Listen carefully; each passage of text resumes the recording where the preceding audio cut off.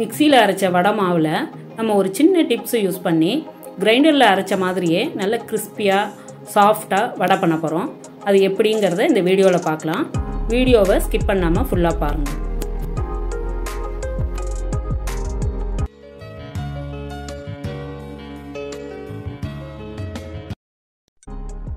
வடை பண்ணுறதுக்கு முழு உளுந்து ஒரு டம்ளர் எடுத்துட்டுருக்கேன். நல்ல புது உளுந்தாக இருந்தால் நன்னா வரும். அதை நன்னா வாஷ் பண்ணிவிட்டு ஒரு 1 மணிலேருந்து 2 மணி நேரம் வரைக்கும் ஊற வைக்கலாம். அந்த மாதிரி நன்னா தண்ணியை விட்டு ஊற வச்சுட்டு மூடி வச்சிடணும். ஒரு 1.5 மணி நேரம் கழித்து நான் எடுத்திருக்கேன். இதில் இந்த உளுந்தை உடைக்கிறதே ஈஸியாக அது உடையணும், அந்த அளவுக்கு ஊறணும். இதை இப்போ நன்னா தண்ணியை வடிச்சுட்டு மிக்சியில் சேர்த்துருக்கேன். இந்த தண்ணி அது ஊற வச்ச தண்ணியவே கொஞ்சமாக சேர்க்கணும். இதுக்கு நிறையா சேர்க்கக்கூடாது. தண்ணி மிக்சியில் அரைக்கிறது கொஞ்சம் கொஞ்சமாக சேர்த்து அரைக்கணும். கொஞ்சம் அரைச்சிட்டு நம்ம இன்னும் கொஞ்சம் தண்ணி சேர்த்துக்கலாம். மொத்தமாக நான் ஒரு 2 டேபிள் ஸ்பூன் தண்ணி சேர்த்துருப்பேன். முதல் ஸ்பீடுலேயே அரைக்கணும். மிக்சியில் 3 ஸ்பீடு இருக்கும். முதல் ஸ்பீடுலேயே நம்ம ஃபுல்லாக எல்லாத்தையும் அரைக்கணும். அப்பப்போ நடுவில் திறந்து கலந்து விட்டுட்டு திரும்ப அரைக்கணும். இந்த அளவு அரைப்பட்டதும் எடுத்துட்டு மிச்சம் இருக்கிற உளுந்தையும் நான் சேர்த்து அரைச்சிருக்கேன். எல்லா உளுந்தும் அரைச்ச மாவு இது இப்போ மிக்சியில் அரைச்ச மாவு. இதில் எதுவுமே நம்ம சேர்க்கலை.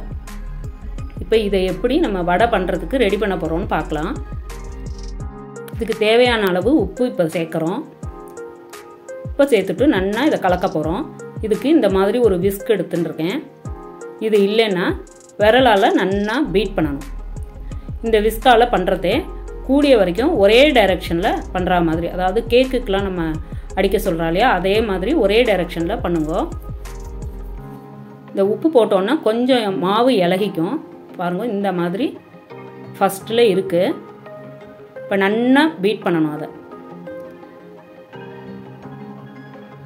நன்னா அந்த விஸ்கால் அடிக்கிறதே நல்ல சாஃப்டாக ஃப்ளஃபியாக வரும்.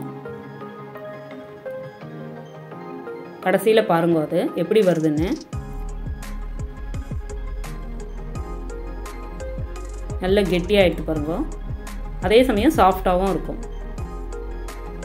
இதில் 1 ஸ்பூன் அரிசி மாவு சேர்த்துட்டுருக்கேன். இந்த அளவு உளுந்துக்கு 1 ஸ்பூன் சேர்த்துருக்கேன். இது நல்லா கிறிஸ்பியாக வரும். வடை மேலே பார்க்குறதுக்கு நல்லா கிறிஸ்பியாக இருக்கும். இப்போ நன்னா அதையும் கலந்தாச்சு. இப்போ மாவு எந்த கன்சிஸ்டன்சியில் இருக்குது பாருங்க. அதுலேருந்து விழவே இல்லை. நம்ம உதறினா தான் அதுலேருந்து விழறது. அந்த அளவுக்கு நல்லா பீட் பண்ணிக்கணும். அவ்வளவுதான். இப்போ மாவு ரெடி ஆகிடுது. இதில் பார்த்தீங்கன்னா தெரியும் ஃபஸ்ட்டு எப்படி இருந்தது, நல்லா பீட் பண்ண அப்புறம் எவ்வளோ கெட்டியாக ஆகிடுதுன்னு.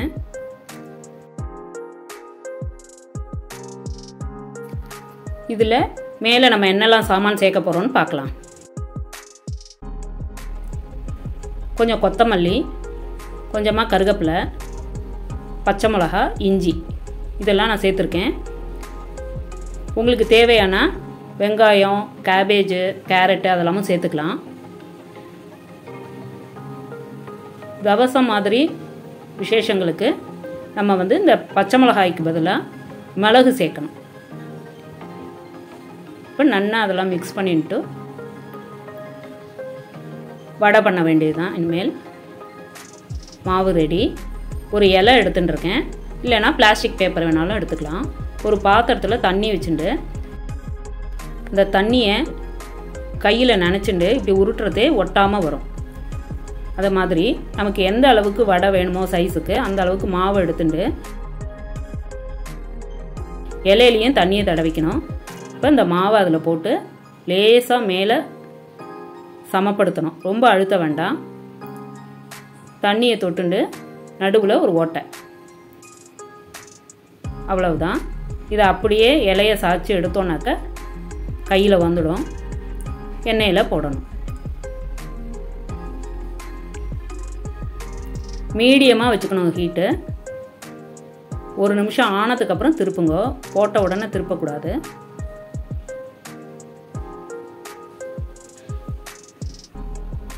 நல்லா 2 பக்கமும் திருப்பி வேக விடணும் எல்லாத்தையும்.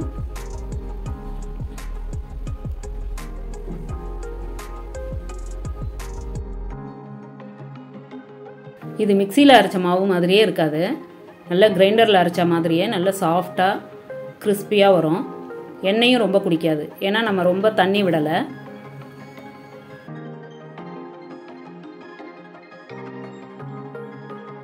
இந்த விஸ்க் வச்சு நம்ம பீட் பண்ணுறதுல தான் இருக்குது. இப்போ நம்ம இலையில வச்சு தட்டினது அது. இப்போ கையாலேயே நான் வந்து போட போகிறேன். இந்த மாதிரி கையால் போடுறதுக்கு இந்த மாவு நல்ல பதமாக இருக்கணும் அதே மாதிரி.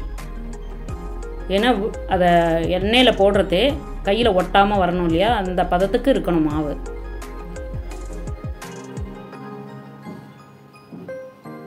இதே மாதிரி எல்லா வடையும் நம்ம தட்ட வேண்டியது தான்.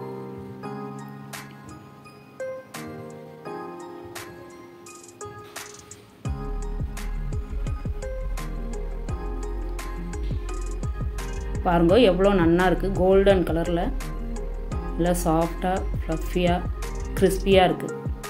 மெது வடை, டோனட் வடை, உளுந்து வடை எப்படி வேணால் சொல்லலாம். ரெடி ஆகிடுது.